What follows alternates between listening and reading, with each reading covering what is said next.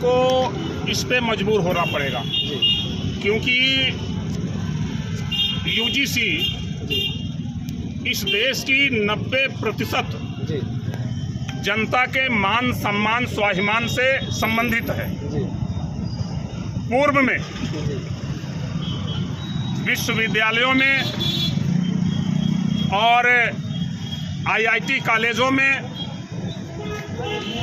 बड़े पैमाने पर एससी, बीसी और एसटी के छात्रों के साथ जातीय भेदभाव होने के कारण बहुत सारे छात्र जो एससी, बीसी, ओबीसी माइनॉरिटी से संबंधित हैं उन्हें बीच में या तो पढ़ाई छोड़नी पड़ी या तो उन्हें आत्महत्या करनी पड़ी। ये एक घिनौना अपराध है, जबकि शिक्षा हमारा मौलिक अधिकार है। संविधान सबको शिक्षा बराबरी से देने का अधिकार देता है। वहीं पर कुछ मुट्ठी भर लोग जो अपने आप को जन्म से श्रेष्ठ मानने की उपाधि ले रखे हैं, ऐसे लोग एससी, एसटी, ओबीसी के बच्चों को जातीय नाम से अपमानित करते हैं और निष्कर्ष ये निकलता है कि ये बच्चे या तो पढ़ाई छोड़ देते हैं या तो आत्महत्या कर लेते हैं।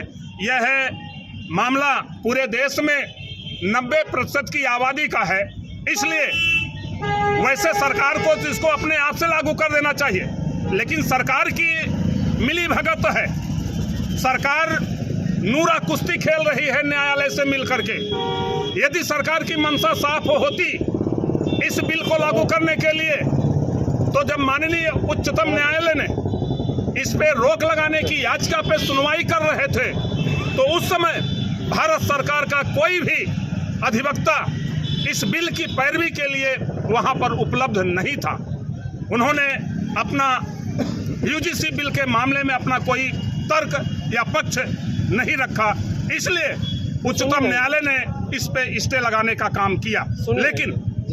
लेकिन चूंकि ये मामला भारत की बहुतायत आबादी से संबंधित है, इसलिए इस बिल को तो लागू होना ही होना है। अपनी जनता पार्टी इस मामले पे सड़क से सदन तक संघर्ष करेगी।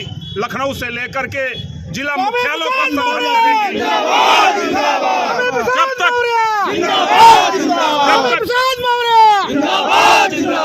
जब तक यूजीसी बिल लागू नहीं होता है, तब तक हमारा ये संघर्ष क्रमवत जो है चलता रहेगा।